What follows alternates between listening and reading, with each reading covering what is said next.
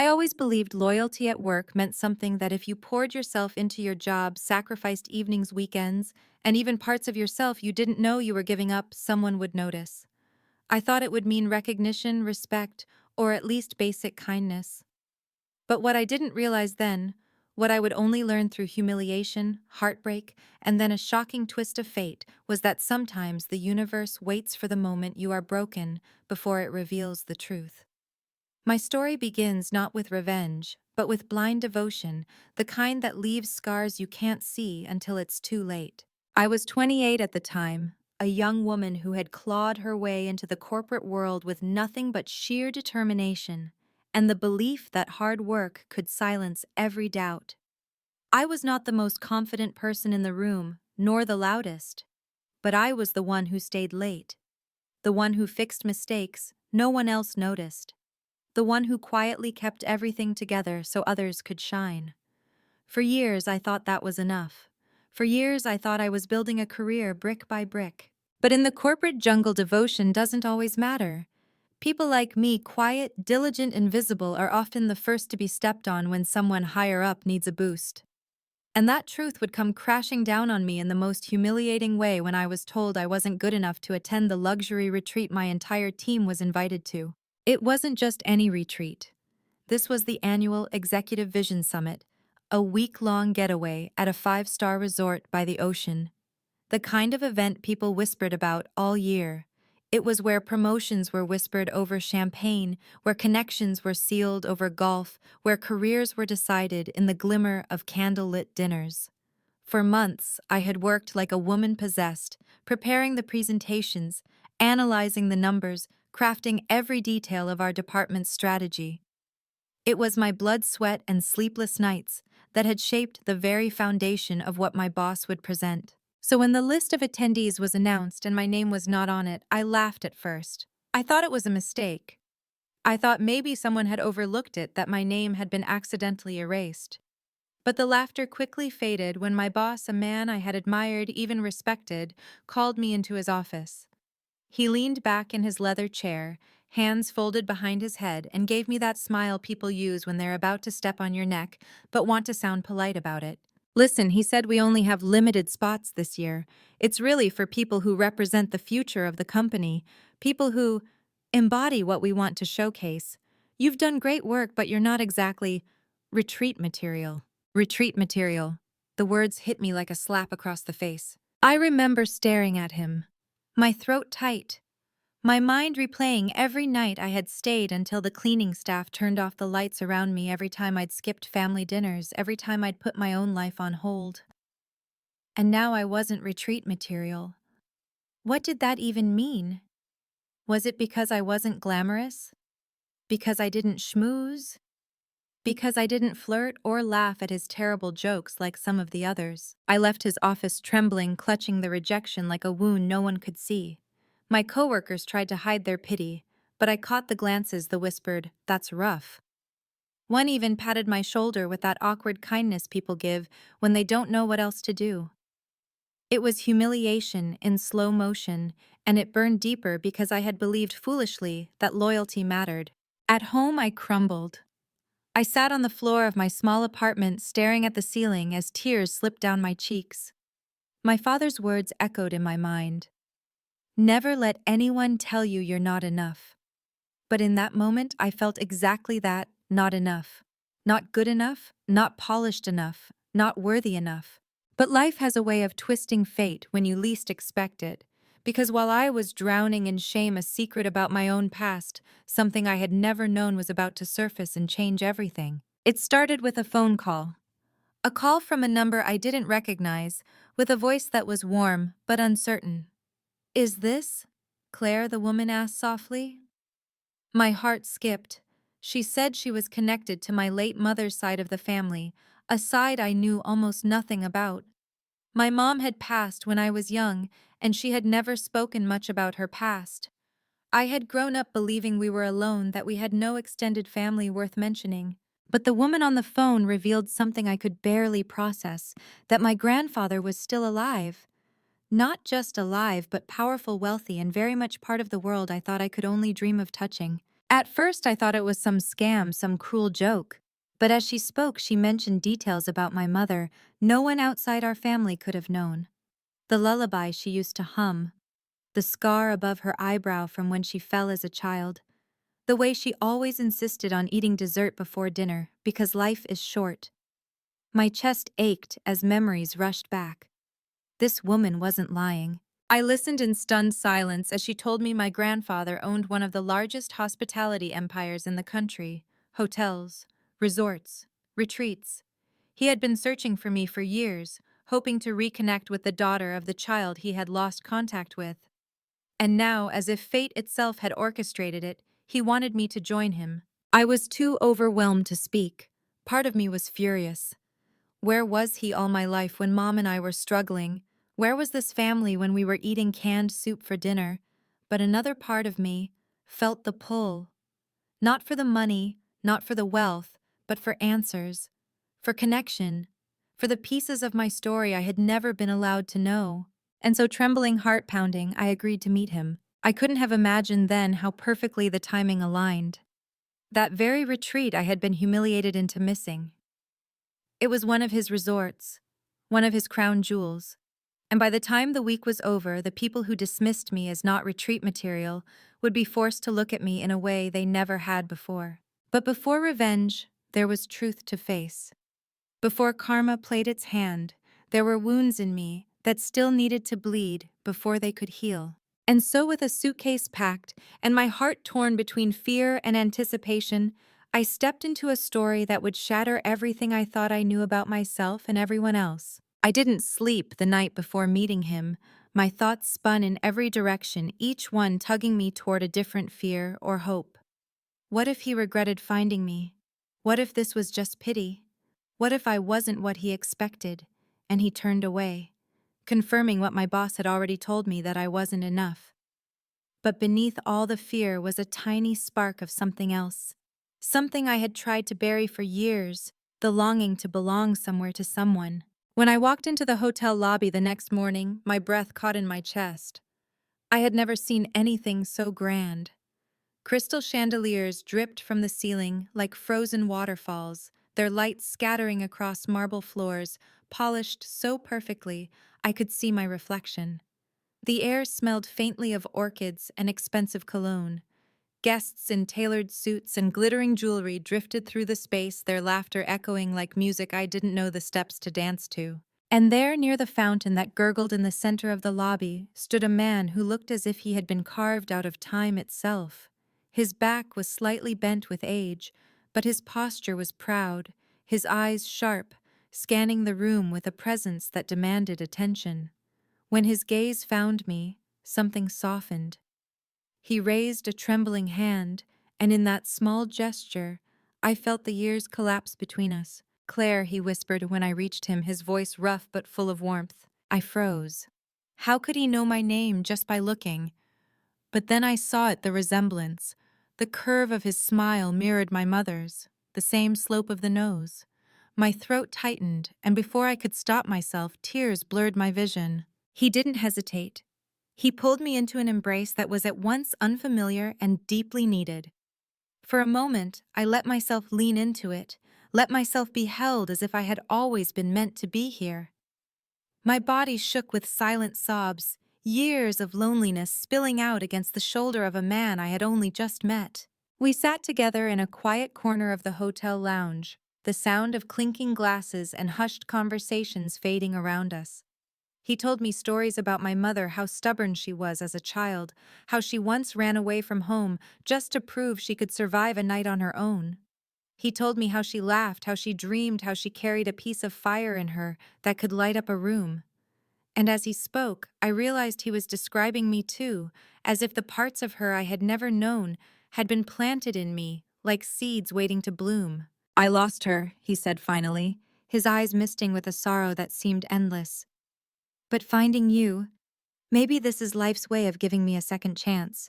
I didn't know how to respond. Anger and gratitude warred inside me.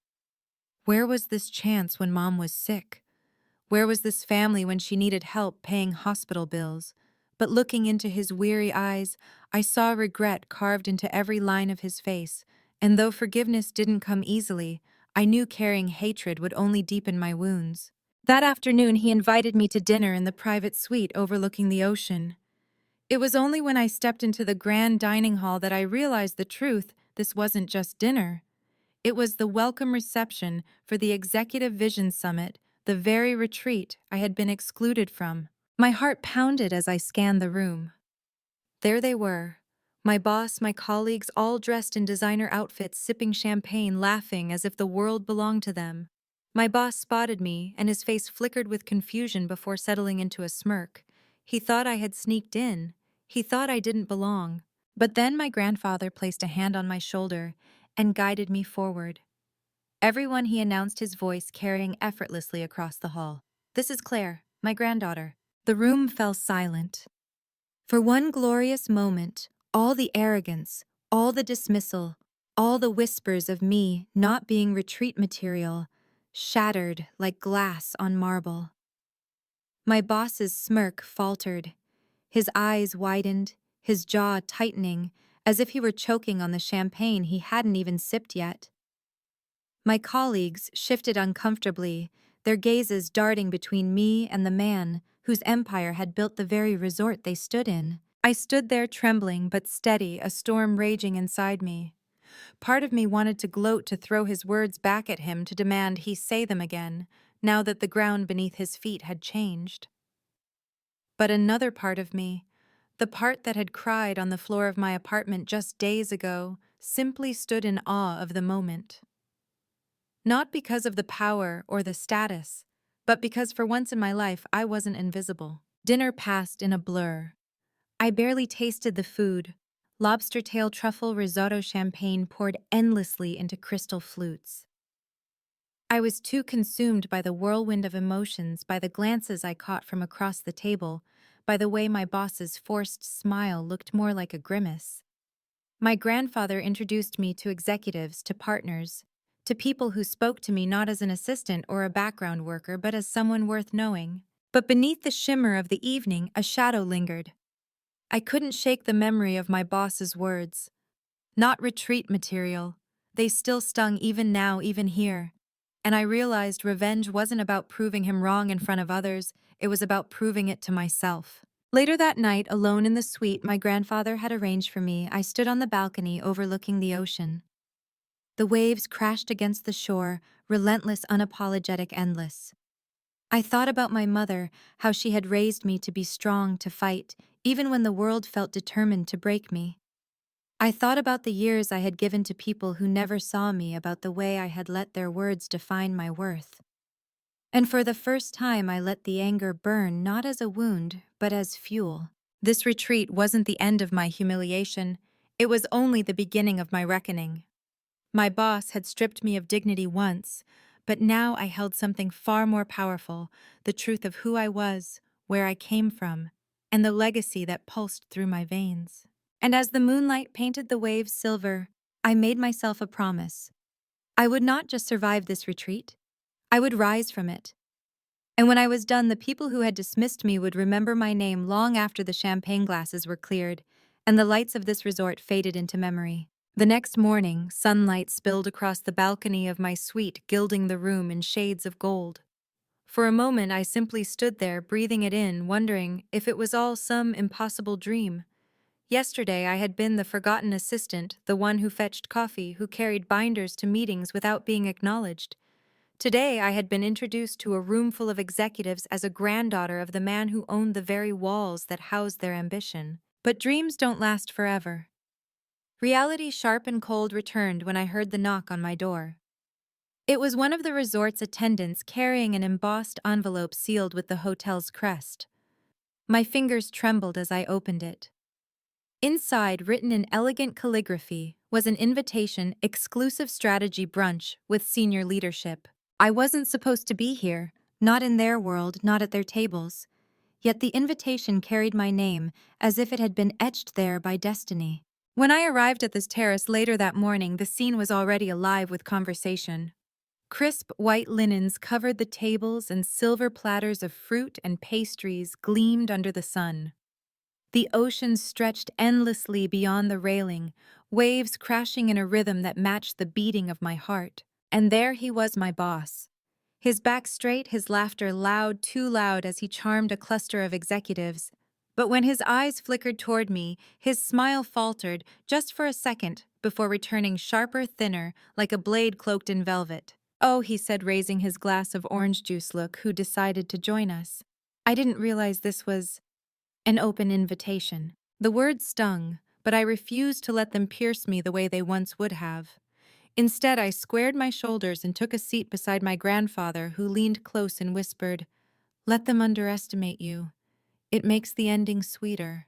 The brunch unfolded with presentations, discussions about market expansions, strategies, whispered between bites of smoked salmon and sips of champagne. I listened intently, my pen dancing across the notebook my grandfather had given me. But more than the plans and numbers, I listened to the tone, to the undercurrents beneath their polished words. It was then I noticed something, a hesitation, a shadow in my boss's voice when he spoke about quarterly targets. His confidence, usually unshakable, seemed rehearsed, and the more I observed, the clearer it became cracks were forming. Later, when the group dispersed for leisure activities, I found myself walking along the beach, the waves curling around my ankles, cool and insistent. My mind replayed the expressions I'd seen, the whispered asides, the way certain names had been avoided in conversation. My instinct screamed there was more here than strategy brunches and golf outings. Something was unraveling behind the curtains of power, and my boss was right at the center of it. That evening, during a networking cocktail hour, I lingered at the edges, watching, listening. My colleagues avoided my eyes, uncertain of how to treat me now. I wasn't one of them anymore, but I wasn't entirely beyond them either. I was something new, something they couldn't quite categorize, and it unnerved them. I caught my boss speaking in hushed tones to another executive, his jaw tight, his hands gripping his glass too firmly. Their words drifted to me in fragments. "Numbers don't match. Shareholders. If she finds out, she..." My heart quickened. Were they talking about me, or about someone else, someone above even him? I didn't know then, but a seed had been planted. Doubt, suspicion, and once planted, it would only grow. The turning point came the following day during a scheduled team-building exercise. We were led into a sprawling conference hall, its walls lined with floor-to-ceiling windows that framed the ocean like a painting. The activity was supposed to be about collaboration, trust, innovation. But for me, it became something far more profound, a battlefield. Each team was given a problem to solve, a hypothetical crisis involving resource allocation and leadership decisions. My boss, of course, assumed control, barking orders, assigning roles, speaking over anyone who dared to contribute. My colleagues, conditioned to obey, nodded and scribbled notes. I sat quietly, letting him dig his own grave. Because the deeper he went, the more obvious it became he didn't have the answers. His solutions were shallow, short-sighted, focused only on appearances rather than substance. And when the facilitator asked for alternative perspectives, I felt my grandfather's hand squeeze mine under the table. So I spoke, not loudly, not dramatically, but with a calm certainty that cut through the room like a blade. I laid out a strategy rooted not in ego, but in empathy, not in quick fixes, but in sustainable vision. I spoke of values of trust, of the unseen power of loyalty, the very things my boss had dismissed in me. When I finished, silence hung heavy. Then slowly the facilitator smiled. Now that he said his leadership, the room shifted. Eyes turned to me with something I had never seen before: respect. Real, unguarded respect. My boss's face flushed crimson, his jaw clenched so tightly I thought it might crack. He forced a laugh, but it was brittle, hollow. For the first time, the mask slipped, and I saw what lay beneath: fear. That night, I couldn't sleep. I replayed the moment again and again, the way the room had changed, the way power had slipped just slightly from his grasp to mine. It wasn't revenge yet, not fully, but it was the beginning. On the balcony under the vast sky scattered with stars, I whispered to my mother, wherever she was, "I think I'm finally ready." Because now I understood revenge wasn't about humiliating him the way he had humiliated me. It was about building something so undeniable, so unshakable, that his cruelty became irrelevant, a footnote in the story of who I had become. And I wasn't finished yet. I woke before dawn, the sky a soft bruise over the sea, and felt an unfamiliar steadiness vibrating in my bones, the kind that hums beneath your skin when something long delayed is about to break open. I brewed tea in the quiet, watching steam ribbon upward, and opened my mother's old locket. I'd slept with it under my pillow the night before, like a child with a talisman. Inside the tiny photo was faded, but her smile was still bright enough to warm a room. "Stay with me," I whispered, and the kettle clicked as if it answered. The day's schedule looked effortless on paper, sailing excursion leadership, fireside chat, gala reception, but there was an urgency threaded through the resort like a piano wire strung too tight. People spoke in low voices in corners. Emails were read and reread with furrowed brows. My boss moved fast. Too fast, shaking hands with a grip that lingered a beat too long. He kept looking over his shoulder the way a man looks when he knows the past is sprinting to catch him. By late morning, my grandfather asked me to join him in the owner's study, a room I had not yet seen. It smelled of leather and the ocean a wall of glass opening to blue that seemed to go on forever. The desk gleamed a single fountain pen resting like an invitation. Waiting there with him was a woman in a slate-gray suit whose posture radiated efficiency and quiet power. "Claire," my grandfather said softly, "this is Marisol, my chief counsel." Marisol nodded, eyes warm but assessing. "We've been reviewing financial trails tied to the conference budget," she said. "There are inconsistencies, procurement contracts that ballooned without justification, shell vendors that appear only on your department's ledgers." She slid a folder toward me. Inside, copies of invoices and wire confirmations that made my stomach clench. Some companies were familiar, but others felt like ghosts, names I had never seen in procurement meetings, amounts that should have set rooms on fire. "It touches your team." Marisol continued, voice level, "and the approvals originate with your boss." She held my gaze. "You need to see this before the board does." I stared at the pages until the numbers blurred. All those late nights hunched over budgets trying to reconcile gaps we'd been told were strategic adjustments. The mysterious preferred partners forced onto our projects. Every time I had questioned a line item and been brushed aside with a smile. My cheeks burned with the heat of memory and shame. I wasn't complicit, but I had been present. Present and ignored. Present and made small. "Why me?" I managed. "Why show me this now?" My grandfather's eyes softened, and in that softness I saw a weathered sorrow. "Because truth should arrive through the hands of those it tried to erase," he said. "And there is more." He reached into the bottom drawer and placed a thin envelope on the desk. My name, my mother's handwriting, unmistakable, a curve in the L that made my chest ache. "She left this with the hotel long ago," he said, "for the child she hoped to bring back someday." My hands shook as I slid the letter out. The paper was brittle with time, the ink a little bled, but her voice rose off the page as if she were beside me, kneeling to look me in the eyes the way she had when I was small. "My Claire," it began. "If you are reading this, the bridges I burned have perhaps grown back on their own. Or the tide has carried you here.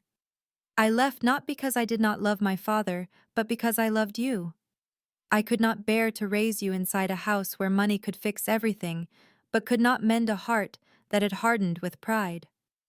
Your grandfather did not cause all of it. I did too.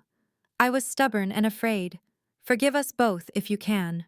My throat tightened. Tears landed on my knuckles. Further down the page, there was a sentence that snapped something into focus. "Beware the men who wrap ambition in charm. They will tell you you're lucky to be invited to their tables while they eat what you cook and call it their own. When you feel small, remember you were never small, my darling. They needed you to believe you were." I pressed the letter to my chest, my ribs aching with the force of grief and recognition, and something like relief. My mother had known this world, loved it and fled it, trusted me to find my way through its glitter and traps. That she had left this for me here in this room felt like a map unrolling at my feet. By midday, whispers had grown louder. A procurement director I recognized from head office strode through the lobby with a face set in granite. Two board members arrived, unannounced, their greetings clipped. The agenda shifted. The fireside chat moved from the lawn to the ballroom, a space too grand for casual talk. And then a message flashed to the conference app, a change that rang like a bell across the property: emergency leadership forum, transparency and trust. Attendance required. I found my boss near the pool. He wore a linen blazer and an expression that cracked in the sun. You, he said, the word edged like broken glass. A little bird tells me you've been parading around like royalty. He laughed too loudly. Cute trick, presenting yourself as the owner's granddaughter. Desperate. I looked at him the way you look at a painting you once thought was beautiful, and now see is only a forgery. I didn't present anything, I said quietly. I was introduced. His eyes flicked narrowed. You think that changes anything? You'll always be the girl who staples and smiles. He stepped closer. Keep your head down, this is a grown-up's table. Inside my chest, something very old and very tired exhaled. I didn't argue. I didn't need to. A tide was coming that would not ask his permission. At 4 o'clock, the ballroom doors opened. Light poured in from the high windows.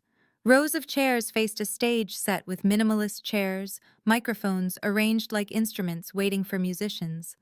Staff lined the walls, their faces alert. Executives filed in with the restless buzz of people used to control and suddenly sensing a storm. My grandfather took his seat at center. Marisol stood to one side, a tablet in hand. My boss was placed at the opposite end, the distance between them measured but unmistakable. I sat in the front row, the locket warm against my skin, my mother's letter folded inside my bag like a secret heartbeat. When my grandfather began, his voice was steady, soft enough to require listening. He spoke of legacy, the kind that is not built in buildings, but in trust. He spoke of hospitality's ancient root, hospice guest, and host, a shared word because dignity flows both ways. Then he spoke of audits, of stewardship, of roads that drift when no one watches the map. We have found discrepancies, he said plainly, and a shiver moved through the room. We will not feed rumor. We will show what we have discovered. The screens behind him lit up. Numbers appeared, not the kind that flood and confuse, but the kind that anchor. A timeline. Vendors approved with no due diligence. Payments split to avoid secondary signatures. The same shell companies appearing across different portfolios. Marisol narrated without flourish, cleaving the story into clear, verifiable pieces. With each slide, my boss grew smaller in his chair. I watched the moment denial thinned and calculation failed. Watched his hand creep toward a water glass he didn't lift. Watched sweat gloss his upper lip in a room cooled to perfection. Then a new slide: conference hospitality budget, special allocations. My heart tripped. There it was, the retreats ledger, a swelling line marked discretionary partnerships, the very phrase that had been used to shut my questions down. On cue, Marisol's tone shifted, gentle but unyielding. We will also address the culture that allowed these approvals to pass unquestioned, she said, including patterns of exclusion and misrepresentation. She paused and the ballroom's air tightened. Claire, would you be willing to speak? For a beat I couldn't breathe. The room tilted, then righted. I felt my feet carry me to the stage. The microphone was cool. My pulse thudded in my ears, but when I began, my voice surprised me. It belonged to a woman who had learned to build scaffolding inside herself. I didn't tell a revenge story. I told a human one. I described the nights drafting decks no one read my name on, the mornings I was told there were no spots left, as if seats at tables were meteorological rather than managerial decisions. The times my concerns about budgets were brushed aside with the kind of smile that means, be a good girl. Faces shifted, some ashamed, some angry, some defended by an iron unwillingness to hear. I didn't look at my boss until the end. When I did, I saw a flicker of something like recognition pass through him, then calcify into contempt. He opened his mouth, but before he could fire the familiar smoke, a hand in the audience rose. It was the procurement director. His voice was even, and it landed like a gavel. He corroborated the irregularities. He read a list of vendors traced to consultancies registered by an associate of my boss. He referenced emails archived, time-stamped, where due diligence was explicitly bypassed to avoid delays. The screens displayed the messages. There was my boss's name, not alone but undeniable. The room shifted from tension to verdict. Executives murmured. Some stood, then sat again. A board member leaned into the microphone. Effective immediately, she said, voice crisp with sorrow. We are placing Mr. Halden on administrative leave, pending a full investigation. The sound that followed wasn't an applause or a gasp. It was a collective exhale, the sound humans make when a weight they couldn't name is finally set down. He stood abruptly, chair skidding back. For a heartbeat, our eyes locked. There was rage there, and beneath it something raw and startled, the look of a man seeing a world that would go on without him. He left through the side door jacket, swinging a handful of loyalists trailing behind like scattered commas. Silence held. Then my grandfather stood again, but before he spoke, he turned to me. I have one more truth to offer, he said, voice thickened by time. He looked out across the ballroom, then back to me. I drove my daughter away with pride. I mistook control for care. In finding Claire, I have been given the chance to learn again. This company will learn with me. We will make room not only for excellence but for dignity. We will make room for those we have taught to be invisible. Something in me loosened that had been clenched since childhood. Tears slid hot and clean. I nodded because words were not big enough, not yet. The forum adjourned to a hush that wasn't emptiness. It was a sacred quiet, the kind after a storm when people step outside and test their footing. Colleagues approached me, some offering apologies unscripted, and halting others simply placing a hand over their hearts, a language older than policy. A junior analyst I recognized from a far-off row whispered, "Thank you," and in her eyes I saw the girl I used to be, the one who had tried to shrink to fit spaces too small for her. As the crowd thinned, I walked alone toward the terrace. The sea was dressed in evening light, each wave tipped in rows. I took the letter from my bag and read the last line again. When you feel small, remember you were never small. The wind lifted the edges, the locket warmed against my skin. Behind me, the resort pulsed with decisions being made, systems being rethreaded. Ahead, the horizon hummed with a promise I was finally ready to meet. Just as I turned to re-enter the ballroom, Marisol appeared at my side, phone in hand. One more thing, she said, a rare smile tugging at her mouth. The board would like you to join tomorrow's strategy council. Not as the owner's granddaughter. Her eyes held mine. As a leader. My breath caught. Not a coronation, a beginning. That night the gala went on because humans still need to gather around light after they've walked through shadow. But everything felt different. The music wasn't a gloss, it was a pulse. People didn't avoid my gaze, they met it.